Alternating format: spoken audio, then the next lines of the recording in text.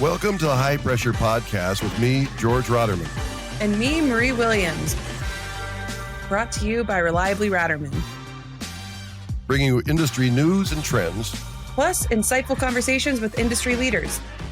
Let's get to today's show.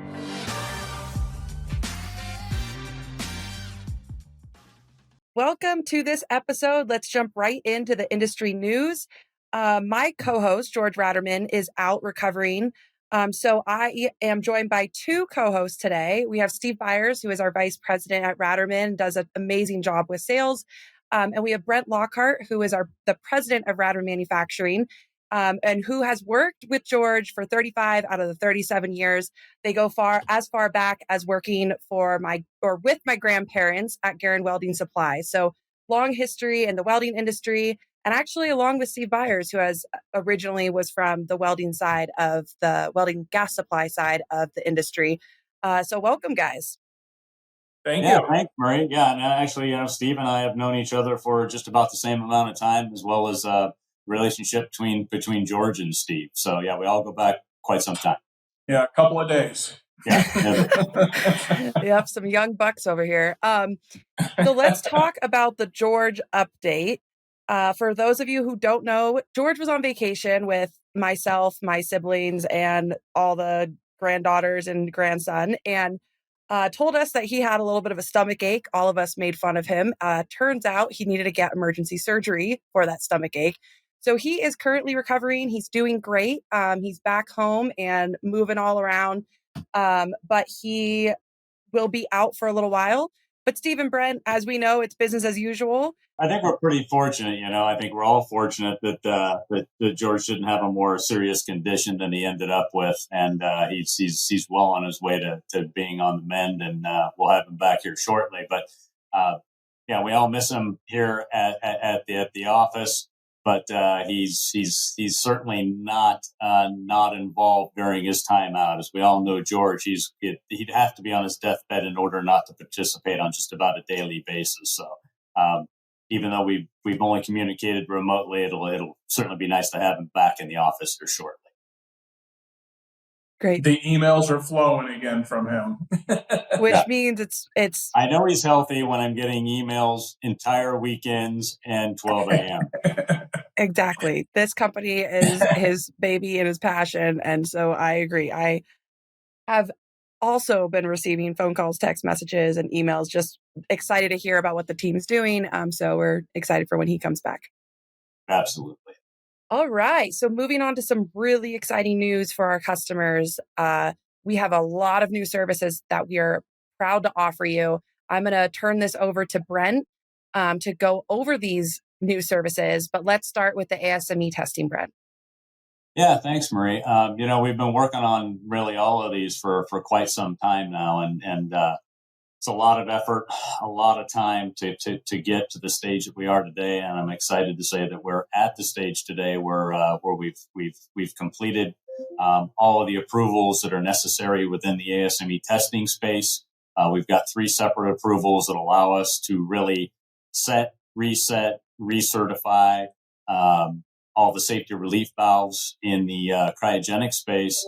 And it does a couple of things for us, right? It allows us to have a lot of flexibility for needs that our customers have, where they need something that requires a quicker delivery time.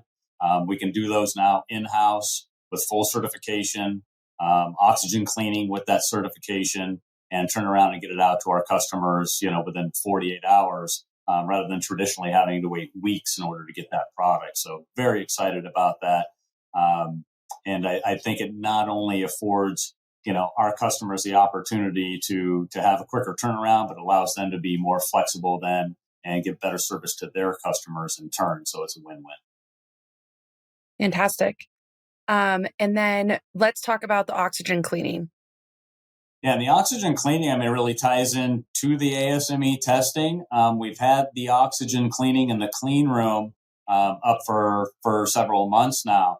But what we did do is we expanded on that offering in the oxygen cleaning space and made a decision that we were going to go ahead and offer cleaned and capped both copper and stainless tubing for our customers. And much like anything that we've done over the course of the last 25 or so years, everything that we look to add to the breadth of products or offerings that we have are typically a direct request from a customer or a group of customers, right? We want to do something that really is a requirement of our customers, and where can we offer better services? So that's really how this came to be. So the oxygen cleaning and the copper piping for the oxygen cleaning for the copper and the stainless steel tubing, is just another way in which we can have a full service offer to our customers. And we've also incorporated a DK lock product line at the same time, in which we're offering oxygen cleaned as well. So the DK lock, which is a new compression fitting offering for us, just ties in very nicely with the copper and also the stainless tubing. So we can actually offer everything that our customers need for an installation, and with the peace of mind that it's got oxygen cleaning. Our oxygen cleaning actually exceeds every industry standard that exists today, and that's been verified by independent third-party testing as well. So it gives our customers just an additional, not only service, but peace of mind in what it is that we're delivering. And Brent, if a customer wants to get in touch with us about ASME testing, oxygen cleaning, copper piping, DK lock, how do they do that? Just like they would contact us really about anything else, Marie, right? Just give us a call, tell us what it is that you're interested in, and we'll put you in touch with the right people to make sure that we satisfy the requirement. Wonderful. And I know, speaking for George, again, who is not on this call, he has always said to everyone at Rattermann, and Brent, I know you say this as well, everyone on this call says this, but everything we do at Rattermann is to make the life and experience of work easier for our customers. And that's the bottom line. Whatever we do at Rattermann is to make the experience from our customers easier. 100%. So I think that all of these offerings are going to do exactly that. Yep, that's our hope. And that's why we've invested so much time and energy into them, because we know that there's, a need in the marketplace. And like I said before, really, it's a lot of these things, this included, is, specifically at the request of a lot of our customers. So I'm excited to be able to offer it. So, Brent, when it comes to our labels, there is something that our customers seem to always be surprised by that we really want to drive this point home. Can you fill everyone in on what that is, what the big surprise is about our label department? Well, I'd like to think it's not, and I hope it's not a big surprise. But in talking to folks, it seems like it is. I think there's confusion about how these labels are produced and the way in which we do it. And we are 100% self-sufficient. We have our own equipment. We have our own design team. We have our own production team. So 100% of our labels are done in-house. And I think people are sometimes surprised by that. So, again, I hope it's not a surprise to a lot of people, but I think it's definitely worthy of mention, because I'm not sure that everybody's aware that that's 100% inside the Rattermann house. Right. And because everything is in-house, the turnaround time for production is very fast. If you place an order with us, you can expect to get your labels very quickly. And we just came out with a new mini catalog for our labels. So if you're interested in receiving one of those, again, please reach out to me, marie@rmimfg.com, and we will get those sent out to you. Yeah, I just wanted to say, too, piggybacking on what you've already said, Marie, there's a reason we want to do all these labels in-house, right? We want to have, 100% quality control over them. And we want to be able to have the best service possible for our customers. And by us having that full control and having the capacity to do those labels in-house, and much like everything else we do it so we can give the best possible service to our customers. All right, let's talk about the Goddess Southeast Regional. Rattermann sponsored the Young Professional vs. Legends pickleball event there. Steve, I know that you attended that event, so do you want to speak to how it went? Absolutely. Not only, I attended the event, I didn't get there in time to play pickleball, but I heard all about it. I showed up as the pickleball was wrapping up. But it Convenient. Yes, it was fiercely competitive. Heather and Madeline participated in that portion of the event. And I would say the Southeast meeting, they haven't had it in a few years. And it was actually very, very well attended. I think there was almost 200 people there, which is very, very good for a regional meeting. So we had great support there. And then we're supporting pretty heavily all of the upcoming regional meetings. I think most of them have a young professional event that I think, Marie, you might have your hand in. And I think Heather and Madeline, to a certain extent, have been helping as well. So again, it just goes back to us supporting, the industry where our customers, where our customers get their resources and spend their time. So it's very important to us to focus and support those events. Yeah. And speaking of Rattermann sponsoring GATA events, we can't express enough how much value we find in GATA. Being able to have an association that brings together customers and vendors. And it's truly a unique association in the sense that everyone is there to network and make valuable connections. So Rattermann wants to support that as much as we can. The past few years, we have been doing so by sponsoring the events for the young professionals. And at GATA SMC, we sponsored the young professional event where we had Gary Halter speak to young professionals and everyone that wanted to attend that from GATA. And then we broke out into teams where we had legends of our industry throw on some capes, pair up with some young professional teams, and hit the streets of San Antonio for a scavenger hunt. And throughout that scavenger hunt, the young professionals were able to ask the legends of the industry questions that could help them to better themselves as a professional. And then everyone met back up in the lobby bar where Rattermann sponsored the young professional and legend happy hour. Just one more opportunity for networking at GATA SMC. And Steve, I know that you filled in as one of the legends. How did that go? Well, it's hard to say, a legend, that's a big word. So, big shoes to fill, and that's certainly something that I would use to describe myself. Furthermore, I don't think I'm old enough to be a legend, so I'll stick with that. So I think you're plenty enough to be a legend. yeah, my own mind. But it was a fantastic event. Met some new people, some new up-and-comers. I led a scavenger hunt team, and we ended up coming in second. We were in first place till the bitter end.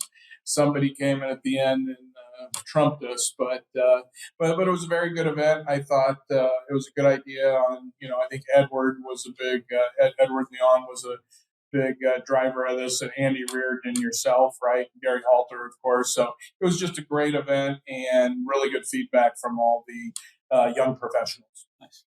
Wonderful. And then additionally, Rattermann was showcasing our new service hours, 7 a.m. to 8 p.m. Eastern time. We are available by phone for customers to call in. So we sent cookies to everyone's rooms, which had a QR code that linked to a very horrible, very, very horrible rendition of 9 to 5, but it was 7 to 8 by a Dolly Parton impersonator.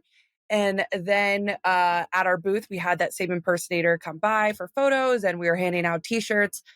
So hopefully you got your cookies and T-shirts if you're listening to this. If not, and you want a T-shirt, let me know because we have some extra and I can send one out to you. But yeah, I think it was a great event. I was sad to miss it, but I've heard nothing but fantastic things. Great event by Gary Halter and the whole GATA staff. Yeah, and I would have to add, Dolly was very helpful, and I mean, Dolly. I think Heather got 300 to 400 pictures of GATA members with Dolly, and I'd have to agree with you that video was pretty rough. Having said that, when she got set up in the booth, she started singing, so I didn't have the courage to ask her to stop singing. So thankfully, Molly was there to act as a liaison. And I politely asked Molly to mute her so we couldn't hear her sing. And I will tell you, Dolly did a wonderful job adapting. She stopped singing. She worked the floor and was dragging people into the backdrop and make sure that everybody got a picture with us. And if you're standing in our booth getting a picture with Dolly, you kind of have to talk to us. So we actually met a lot of new people that we, perhaps may not have met otherwise. Maybe we need to hire Dolly on as a Rattermann sales rep, Well, but just not for karaoke. let's not get crazy. And I don't think she could be a mermaid either. So, Oh man. And I think that day, with George not being there, not unfortunately, but, we all, everybody except myself dressed up as Elvis's the night before. And not having George, I know George was probably going to show up to the show dressed like Elvis and doing all sorts of crazy stuff. So we missed him. We can't, you got to be genuine in what you do. And I don't know that anybody could pull it off quite like George does. Oh, I love it.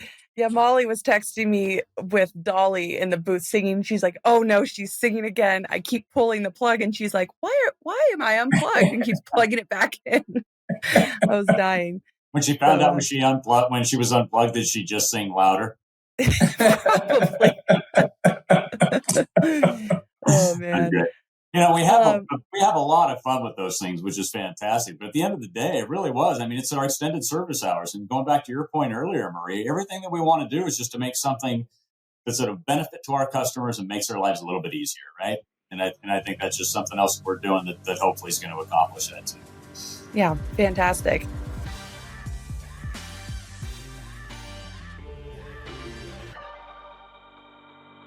Hello, everyone. Today we have a special guest. It is my boss, Steve Byers, who is also the Vice President of Rattermann Manufacturing. Steve, welcome to the podcast. Well, thank you. And I don't know that I like being called boss, but I guess it is what it is. But we work together. Yes, Steve is very, very good about making sure no one feels like they're less than and always part of the team as an equal. Okay, Steve, I have a lot of questions for you. I'm going to just use the word boss. Are they hard ones? They're very, very difficult questions. So we'll see if we get through this. Pass, I'm not real smart. Yes, me read good. All right, so let's talk about how you got started in this industry. You're well known throughout the industry. I kind of have this like motto about Steve where it's like, if you're one of the rare people that don't know Steve, he knows you somehow. I don't know. I feel like you know every single person in this industry. But let's talk about how you got your start in the gas and welding supply industry. So you started by working for your family's company? Yeah, like many people in our industry, I got started through a family business, and it's a track or a path that a lot of people in our industry have done. So I'll share a little bit about that, and as we get through it, I took probably a more unique path after that than anybody else in the industry. But, beginning at an early age, I'm not going to say I painted cylinders because it's so cliche, but I probably rode a broom, right? And spent more time in the warehouse and pushing a broom as a young child. But we had a family business just north of San Francisco. We actually had a couple family businesses. We had a plumbing and heating supply company. We also had a welding supply business, Marine Gas Products, and I joined that officially right out of high school. I think I joined when I was 17 years old, officially on the payroll. So that's how I got into the industry. Our family business was a traditional small business. We had four locations when we sold, and pretty much being a small business, we had roughly 30 employees. You get to learn and do a little bit of everything. And so it was a wonderful experience to get started in the industry and really introduce me to our space because, I don't think there's any young people out there that have aspirations to get in the industrial gas business, right? It's not real sexy, but what's sexy about it, it's very consistent. Everybody needs us and nobody knows about us. Absolutely. Making it pretty recession proof. So Steve, when you were at your family's company, what was your role? I know you guys sold to Praxair and you decided to stay in the industry. So what was your role? Let's start with what was your role at your family's company and what were your biggest learnings there? Yeah, so, in a family business, like I said, you do a little bit of everything, but I would say one of my, there's probably two big takeaways from being in a family business that I learned. The first one, I'll share a quick story. Never judge a book by its cover. I I was working at the counter, and this old guy comes in, and this old guy, he looked quite frankly like a hobo, right? So this old guy doesn't look like he's got two nickels he could rub together, and I probably didn't treat him as well as I should, right? And after he left, he called the office, talked to my aunt, who was the principal, and it turned out it was actually a family friend that was one of the more wealthy people in town, and he actually owned the garbage company in town, and not only the garbage company in town, all of the garbage companies in the North Bay. And I didn't treat him accordingly. So I learned, for me, that experience at the counter, it was a wonderful learning experience because it really drove home that point. You never judge a book by the cover, right? Or its cover. And so it helped me from a customer service standpoint. From that point on, anybody I talked to, I treated them with the utmost respect and really helped drive my push to, good, very good customer service, because that's what it's all about at the end of the day. I don't care if you're, coming to a welding supply store, if you're going to an ice cream shop, or whatever service you're looking for, right? So I think that was a very good experience for me. So my second point or good learning, what I learned, very young was, especially in a family business, we didn't have a whole lot of structure. And you could choose to be one of the people that sit on the sidelines and wait for stuff to happen, or you could get involved and just make it happen. So we were in the midst, or we were preparing to buy a new computer system or ERP system. And at the time, it was National Software, which is a precursor to what we know as CU and TIMS today. And so we purchased an AS400. This was probably in the early 90s. So that was pretty sophisticated at the time. So we spent all this money on this system, and nobody in our organization knew anything about computers. And not that I was a whiz of any sorts, but it provided me an opportunity. I just told you can sit on the side or get involved. I didn't even raise my hand. I just took the initiative. I worked with the vendor because the vendor had nobody else to work for. We literally gave them the order, paid for the thing, and the guys are coming into town, and it's like, okay, who's going to set this up? Right. So I just jumped in, got involved. I knew enough about the business at that point in time. And for me, it was one of the greatest learning experiences from a business standpoint, because as you all know, putting an ERP together, it's a lot more than just being able to process an order.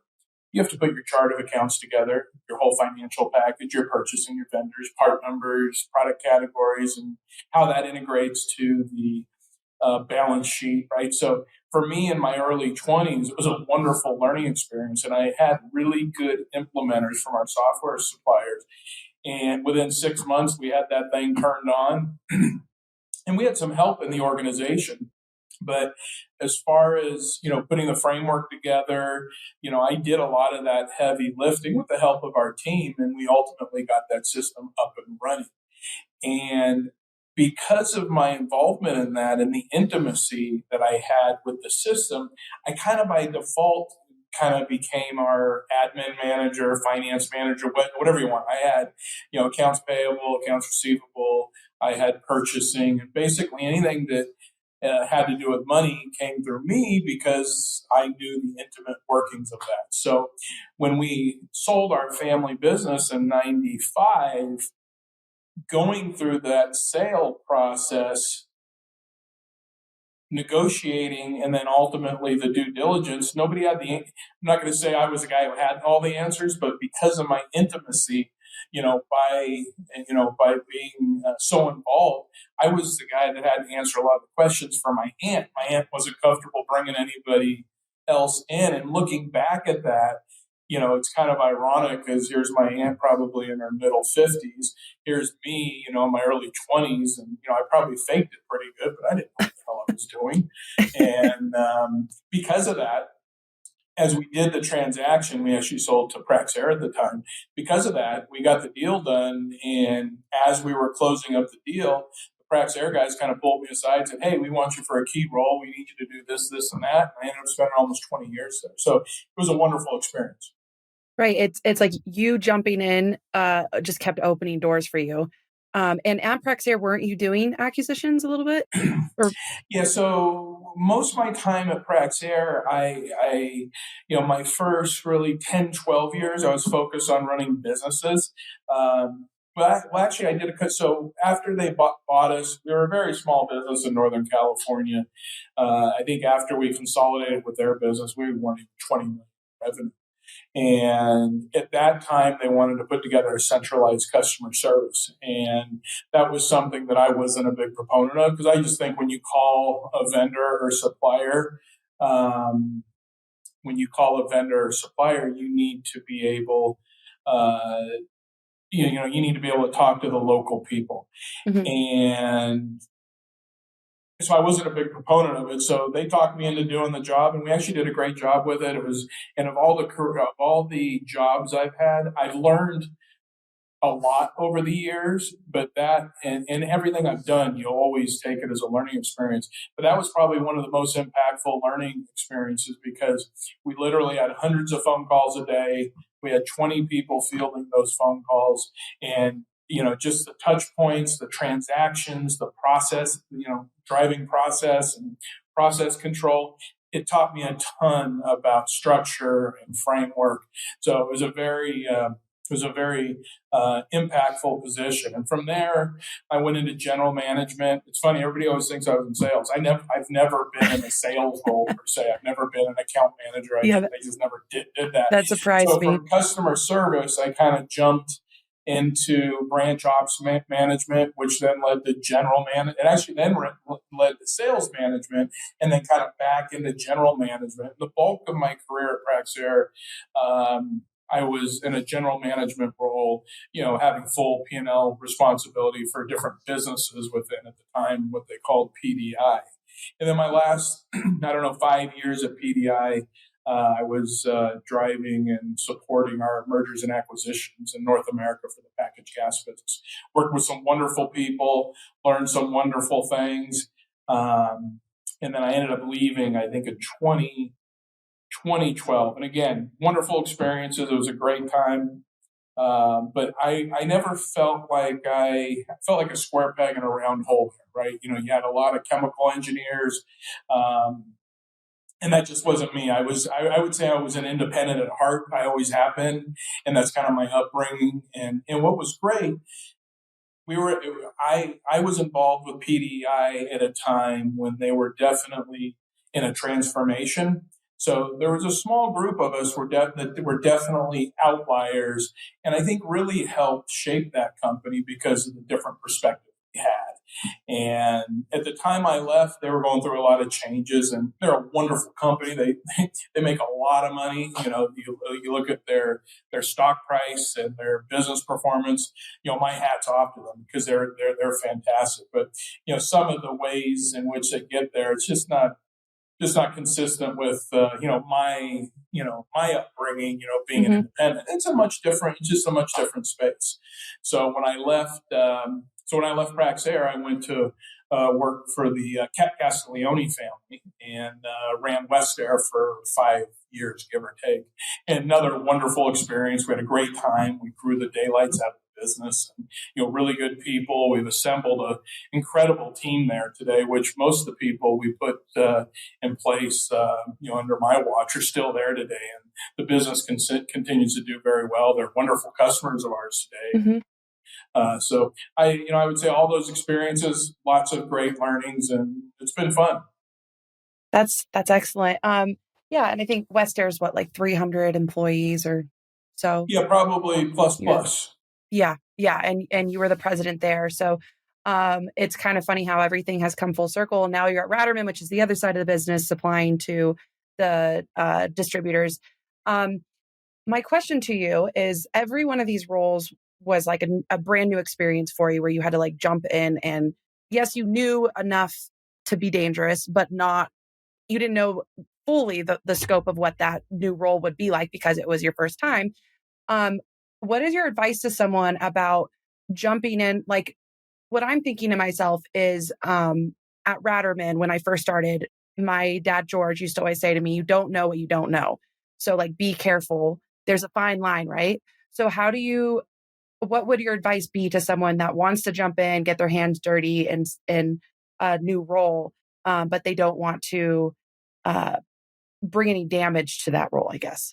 Yeah, so I think there's a couple things there. I mean, first of all, my advice to any people that are up and coming, when somebody asks you, especially in the organization, hey, we got this opportunity and we would like you to, I always said yes before they even got the question out. I would be open to those challenges, right?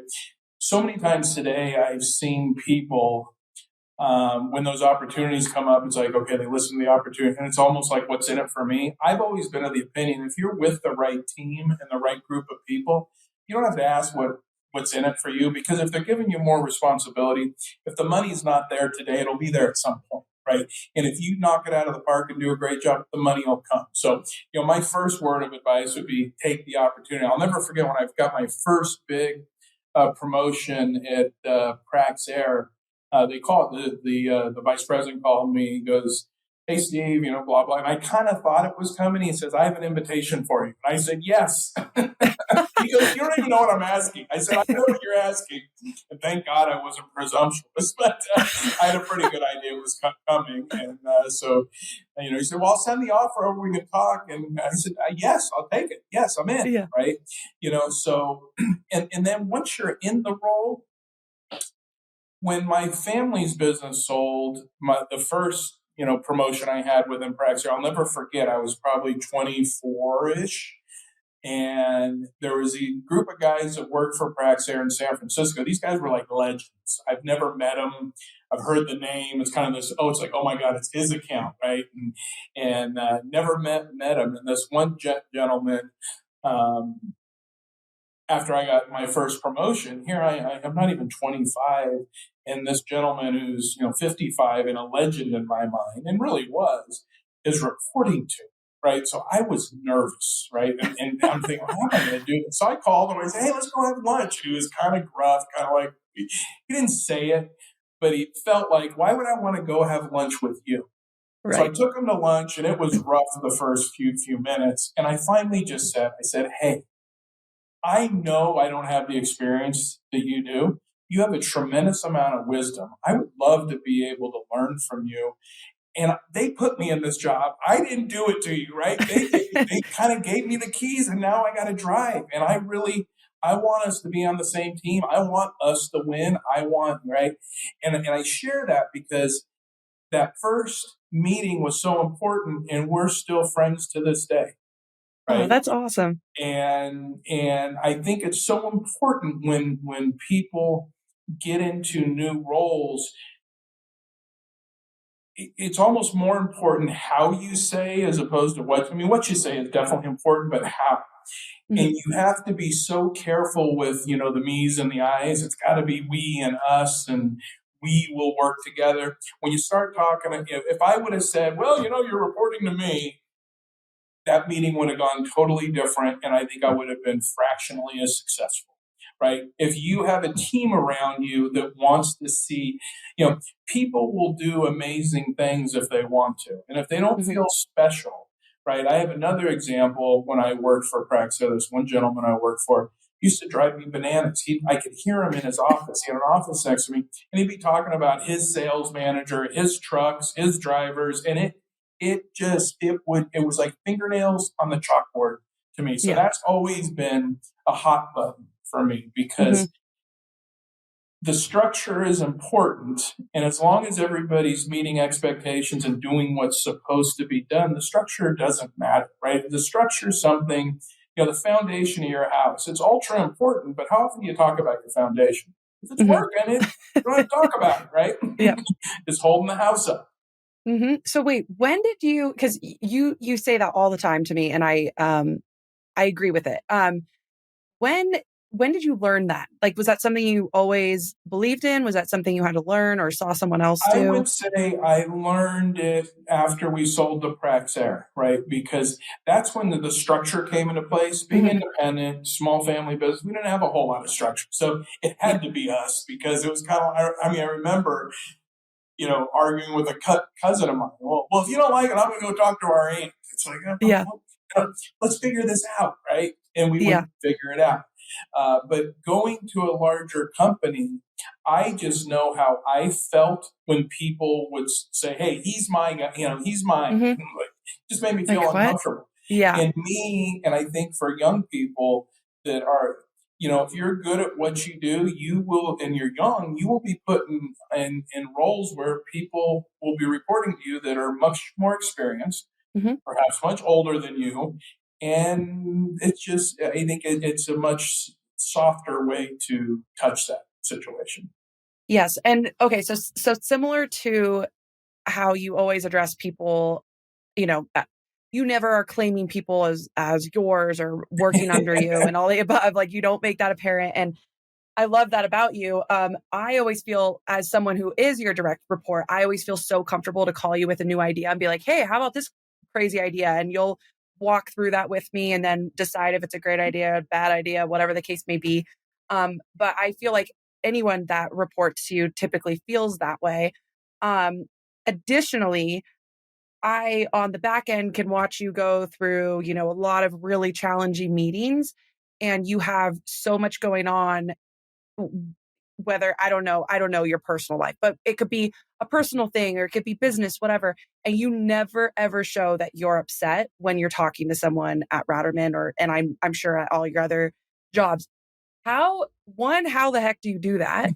Um, and two, when did you learn that, I know you always say, like, I can't remember exactly how you say it, but basically you are like, no one should know that you're having a bad day. And here I was an hour ago or whenever that was, upset that my husband stole my laptop charger and still fuming about it. But Well, I love that about you. I think for me, I learned very young. I've always, I shared with you, earlier that I felt like a square peg in a round hole at Praxair, and that's probably my own insecurities, right? I mean, at the end of the day, I worked with a lot of people that were much smarter than me, or at least what I felt were much smarter. So because of that, I always worked. I try. It's like I know I can outwork them. I may not be able to Yeah. outsmart them, but I'll outwork them, right? And I had a lot of great people I was around. And I think one of the things I learned early was to compartmentalize things, right? And I say that because I'll never forget, and this was early in my career, and I think it was just after we sold to Praxair, we had a gentleman going through a divorce, and the divorce was impacting his ability to get his work done. And I remember our sales manager at the time, and we were in a meeting, and this might be a little callous, but it stuck with me to this day. And I remember him talking to the sales rep and said, "Could you imagine how much worse your day is going to be if you're unemployed?" Oh. And I was like, "Wow." And that just stuck in my head. So, it's funny. I mean, as you know, I flirt with the line of business and personal. A lot of my work friends turn out to be personal friends just because you spend so much time together. Mm-hmm. And yes, there's some that are closer and others that are not as close. But I'll never forget we had a big meeting at Praxair. We had some executives coming out from Danbury, and we had this presentation. And at the time, my wife was pregnant and due to go into labor. Well, I wasn't going to call and say, "Oh, that week doesn't work," right? So I showed up, and that's when my oldest daughter, Bailey, was born. And I was in that meeting, and I got the call, "We got to go." So I finished my presentation. I said, "Guys, hate to say I got to go." And it was funny when I told them that, we were in labor.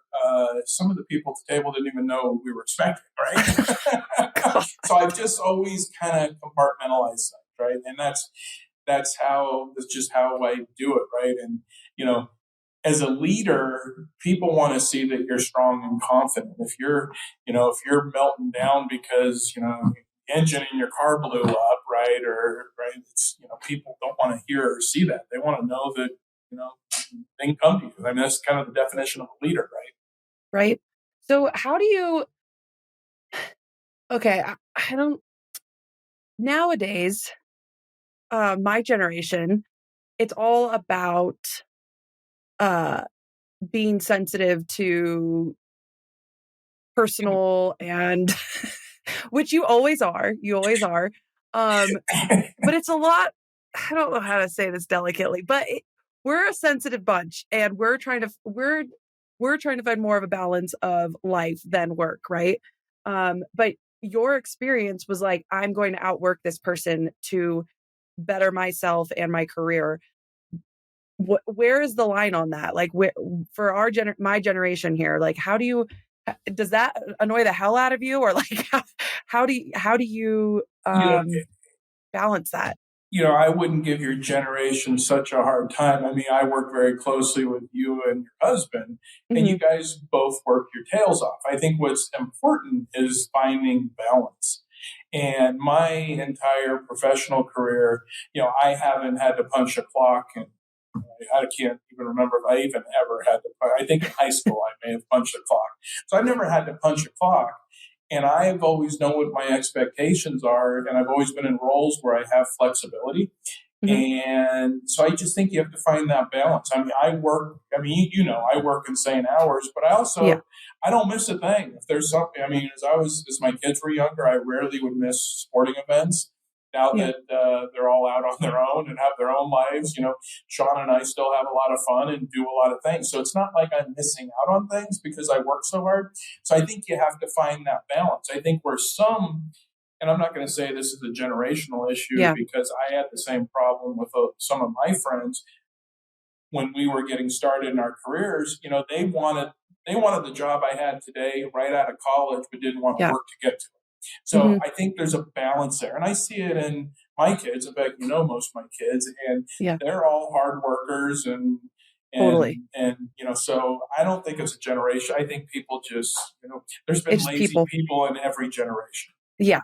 I actually really appreciate you saying that, because I should have even asked that question that way, because I get so annoyed by people just say millennials and Well, now yeah, Gen Zs are just, yeah, it's like, no, we just have technology to work a little smarter. But yeah, if there's ever a time where I have something personal going on, you're like, Marie, you're not going to get that time back. Go do yeah. that and we'll figure it out. So, Well, I think that's I important, right? And yeah, especially a lot of the roles that we have, and especially with people working remote these days. I mean, it's tough. I mean, there's days, and it's not uncommon for me to get up my desk. I'm a morning person. I love the morning, but and the problem is these days, though, when you work from home, if I sit down in my chair at 5 a.m., there's many times where I'm still in it at 10 p.m. So I probably have to balance a little bit better, but I'll go do something fun.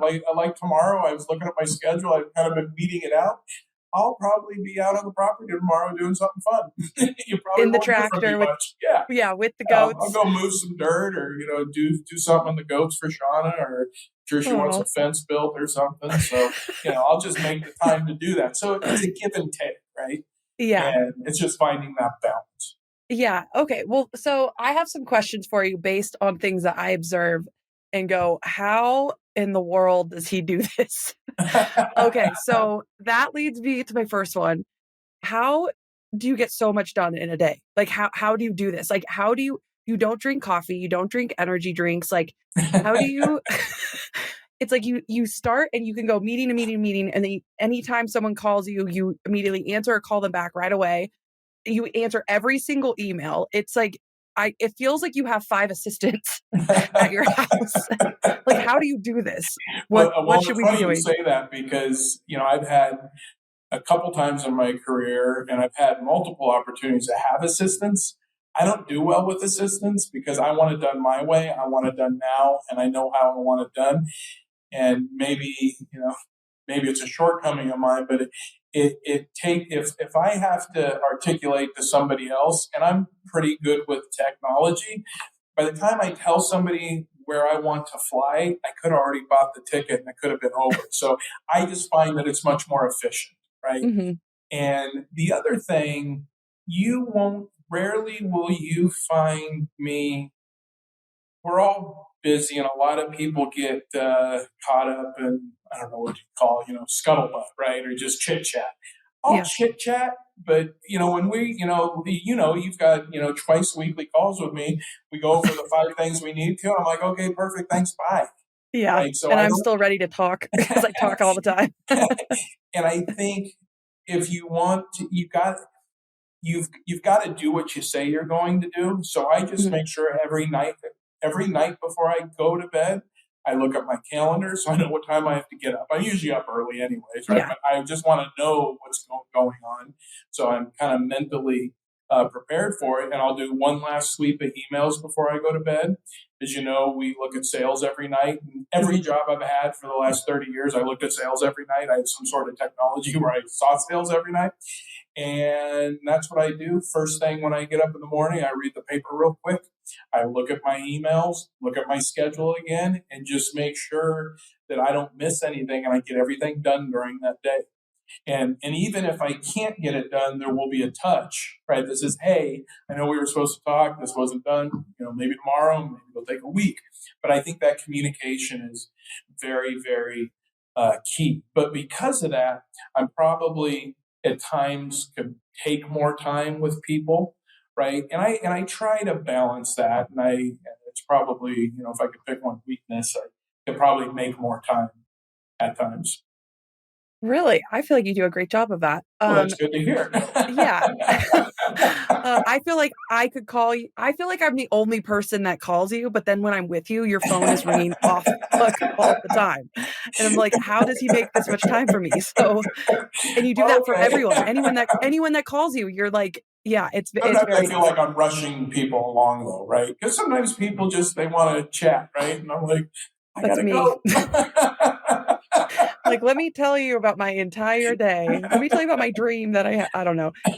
Okay, so how do you keep yourself motivated? Is that finding that balance like you were talking about? Like, because I just like to win. I don't All want right. to lose, right? Okay. And whatever the objective is. And if I look at my career, I think a lot of people think I've kind of came up in the sales track because everything I've done has been related to growing businesses, right? That business in Northern California, so my family business was about 5 million, Praxair was about 15 million at the time, so that was 20. Couple small acquisitions. When I left there, we were 100 million. Jeez. We bought that business in Georgia. We bought it was 30 million losing money. When I left, we were about 100 million, right? So if you look at my career, the things I've done, that's kind of what I did. It was a similar story at West Air and a very similar story here at Rattermann, right? So, I like to grow, right? And growth, what's great about growth, it's not all about, it's not, with growth comes so much fun, right? You get to hire people. You can build the company the way you want to. You can get quality people. The bigger you are, the better the people you can afford, right? You can't afford, the A team when you're tiny. You need that size and scale. And that's what's really fun about what we're doing. We've got that size and scale now. Look at the talent we've recruited the last 5 years. I mean, amazing people. Impressive. I mean, it's interesting because I also thought you had a sales background when we first started working together, even though I've known you almost my whole life, but or from a young age. But it's almost like you are in sales on an internal standpoint because you're getting everyone on the same page, you're getting everyone motivated, you're letting everyone grow into who they are. Which brings me to my next question. One thing that I think is incredible about your leadership style is that you don't micromanage. You allow people to fail, and you always are pushing people up to the top. Something that you always say is, I'll let you say it, but because I'm going to butcher this, but you should always be outgrowing the job that you're in and bringing people up. Work yourself out of a job, right? That's if you're with a growing organization, you should truly be working yourself out of a job, right? So if we're growing that top line, you can work yourself out of the job because, as we grow, there's bigger jobs. And if you're the guy, at the top of the pile, right, you're going to grow with that business, which means you're pulling everybody up with you. To me, that's rewarding and satisfying. Early in my career, it was really nice because I bought, my first house. I was kind of an anomaly. I was always a good saver. I bought a house very, very young, all my friends were still in college. And I bought my first house on my own, right? Yeah, And what was very rewarding for me early in my career, and even to this day, when you bring people in that are, effectively have nothing, they build their career, they're buying houses, they're getting married, they're, you know, having kids and buying cars. To me, that's what's rewarding, because you knew you made a difference, right? At the end of the day, we're not going to remember when we're retired how much money we made 26 years ago, but you're going to remember you made an impact on little Billy who joined you, and now Billy's running whatever, right? Yeah. That's what's cool to me. I don't know if I answered your question. I think I got sidetracked there. No, that's part of my question. The other piece of it is I just think it's a really hard skill not to micromanage. And especially if you're someone like yourself that cares about the details and is competitive and is like, we got to get here. Like you're always like upping the next spot of where we need to go to. So how do you, what would you say to a leader that micromanages, loves details, loves the way they do their own work? What would you say to them of how they can let go of the reins and kind of sit back and let their team just work? Yeah, so I think there's a couple different types of leaders, right? There's, the high flyers that just fly at 50,000 feet and whatever. And then you've got the micromanagers that are way too low. And I like to think I'm probably somewhere in the middle. And if I'm in an error or if I'm not comfortable, I'll go into the weeds. And I know the details because I grew up in the business. So I have a pretty good understanding. But as you grow a business, you can't be in the weeds. If I go back to the beginning of my career, me setting up chart of accounts, right? At the time, there was nobody else to do it, and that's what my role was. But if I have to set up chart of accounts today or define, we probably have the wrong people around us. So you just have to make sure you've got the right people on the team and let them do their thing. You have to stay close to them. And when they fail, just help them fail fast. And it's really not a failure. I look at it as you either win or learn, right? It's not win and lose. It's win or learn. In fact, we just had a situation that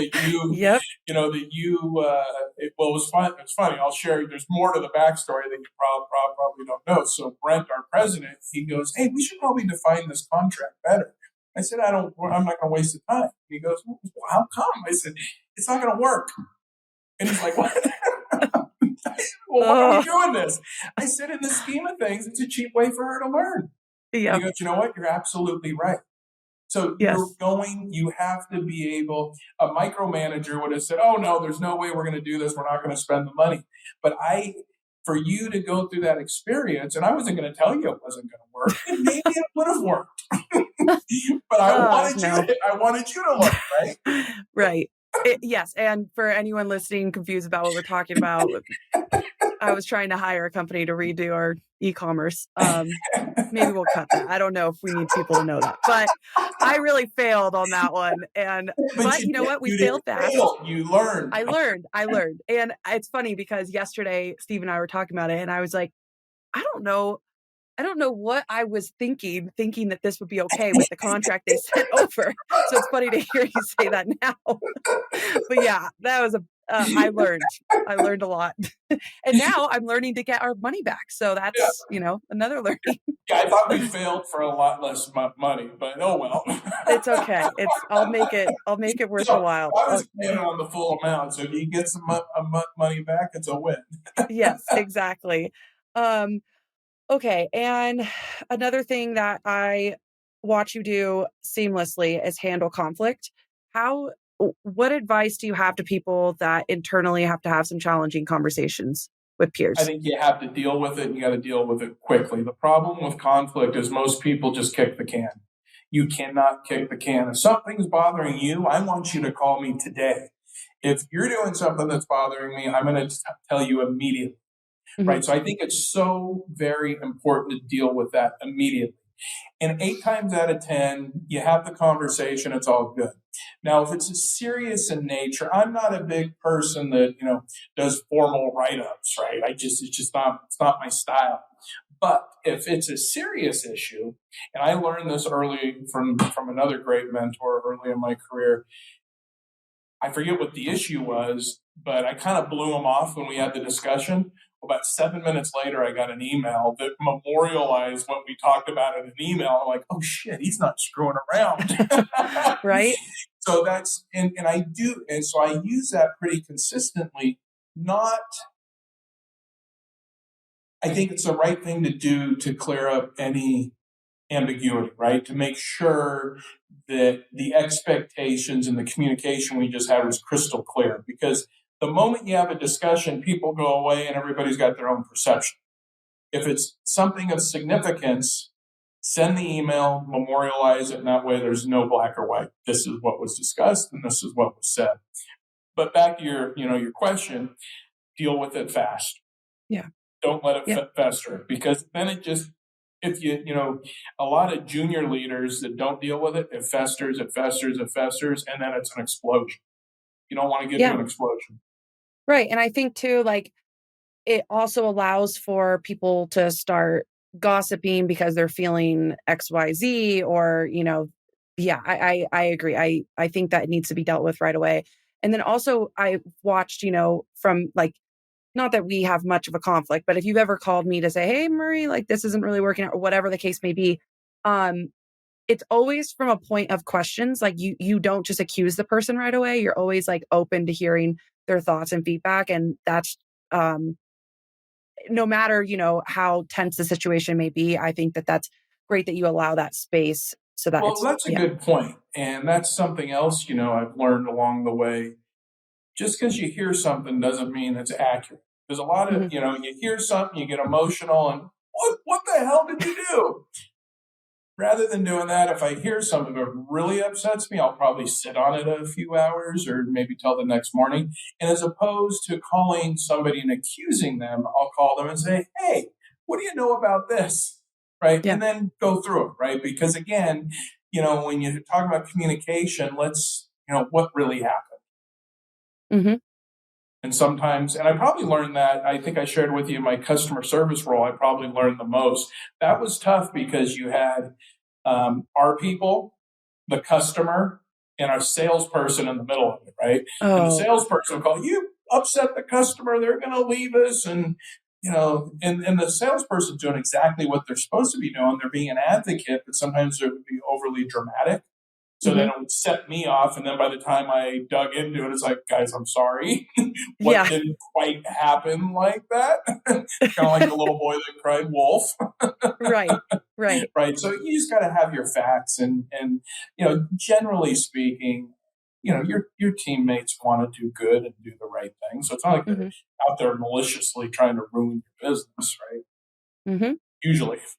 Yeah. No, absolutely. Okay. And then wrapping it up here, and we can get into other things if you want to, but you've worked at, some really great companies and have led a lot of great companies. So what advice do you have, or what opportunities do you see consistently through, like, in the breadth of companies that you've worked at? What's been like a consistent theme of opportunity that companies seem to overlook?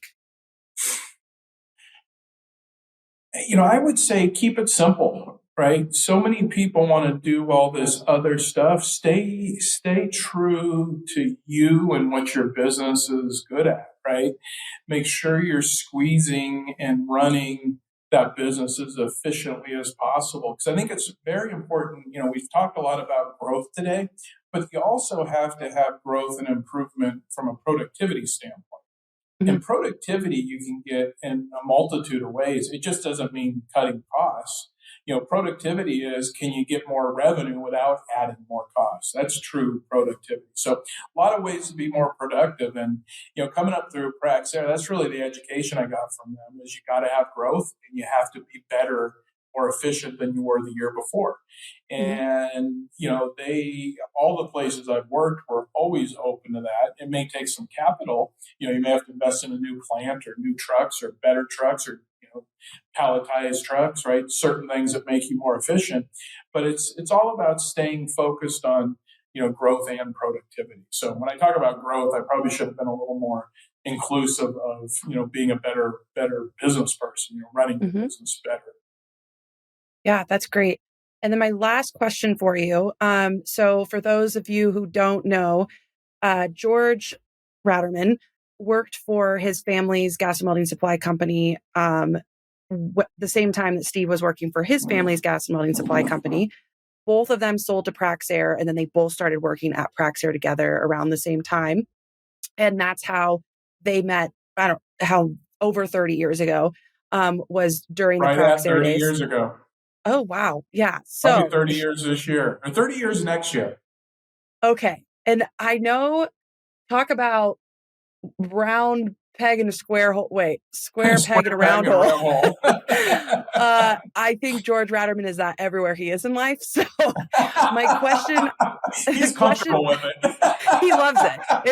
If he fit in the hole, he'd be very confused. He couldn't handle that. But question I've always wondered: what the heck did you think of? What was your first impression of George? Well, that's funny you say that. So, we had a very successful business. George and your grandparents, your dad and grandparents had a very successful business. We were in the North Bay. You guys were in the South Bay. And I didn't know your dad that I don't even know that I met your father before the transaction, but we did a lot of business. We were your supplier on many products. So I had the pleasure of knowing your uncle. So I dealt with him a little bit, right? Oh. So we buy the business, and keep in mind, we bought the business because George did a wonderful job marketing Guerin Welding Supply. Quite frankly, we could not. I'm not going to say we couldn't compete. We could compete, but George always kind of outsmarted us, on the front line and in the field. So I was excited. Here we've got somebody who, definitely, an organization that brings something to the party. And your dad did things like, he had pods. I've called them his demo pods. He had demo pod 1, 2, and 3. And this was inside the showroom. So you go into George's, most of our listeners know George most likely, and, have been to GATA meetings and seen what he does and his antics. Well, you go into his welding supply store, a little bit of the same thing, right? You go in there, any machine you wanted to consider purchasing was plugged in and ready to weld or cut on the showroom floor. So you go in there and it was action. Lights, action, camera. So it was interesting. I was excited to, meet your dad, work with him, and do more with that. And we actually took a lot of what he did and laid it out throughout Northern California. It was very critical in the growth. But the first time I met him, it was kind of funny.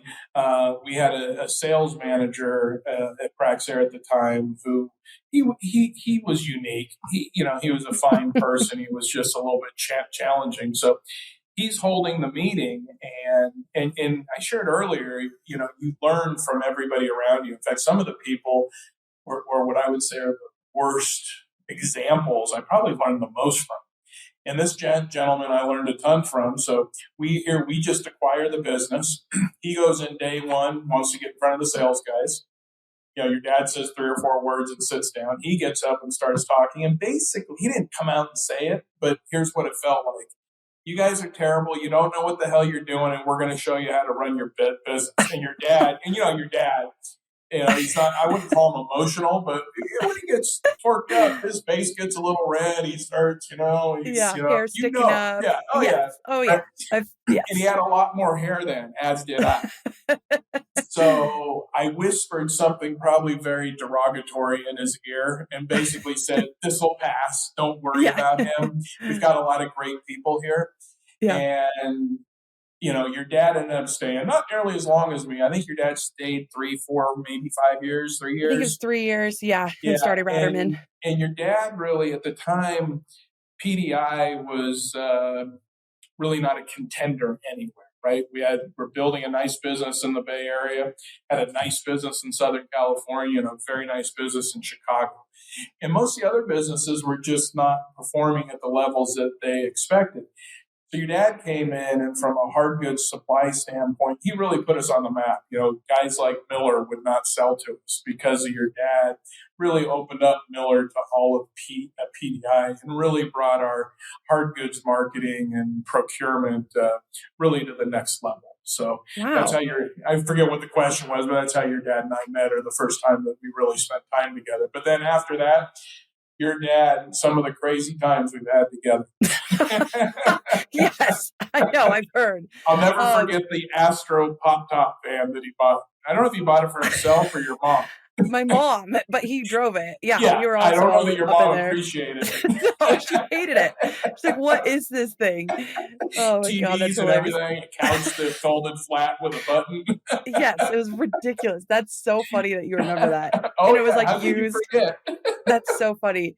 Yeah, also a hilarious thing that like Steve, now full circle working with George and me, who is also dyslexic, but George, I guess, like sent out some, maybe you probably remember this, I don't know, but Yes, I do. yeah, the warehouses were like closing early or something, and George was like in for Praxair, and George was like, "This is unacceptable. Like that's not the customer experience we need to have." So he sent out a letter to all employees of Praxair talking about the warehouses needing to stay open, and used the word warehouse like a million times, but he misspelled it to be whorehouse. Yep, I remember that. Yeah. And You can now, only imagine. You can only imagine the emails that were flying after he was yeah. talking about our whorehouses and the availability of our whorehouses Oh and my how we need to gosh. be available to serve customers. Oh, it's so funny. Well, anyways, Steve, I really appreciate you coming on. And yeah, I told you this a million times, but I love getting to work. I'm not going to say for you, with you and learn from you. So I am very appreciative of that opportunity. And I hope that everyone listening to this, whether you're upper management or just starting out or whatever the case may be, that you have also learned a little bit from Steve's experiences in this industry. Is there anything else you want to say, Steve? Well, hopefully we get 3 views. I'll probably watch it. You'll watch it, and maybe your dad. Maybe my dad. Oh man. Yeah, you know what? He probably won't since he's not on it. Good point. He's He's gonna supposed to be pout. the host. Yeah, exactly. He'll make you redo this with Yeah, him. So George, we miss you. we miss you. Maybe. All right. Well, thank you, Steve. And yeah, I guess I'll see you on our next meeting.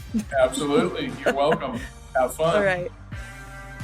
Thanks for watching. Stay up to date with the latest news in the gas and welding industry by clicking on the subscribe button. And check out one of our other videos to learn more. Find out more about Reliably Rattermann at rmiordered.com.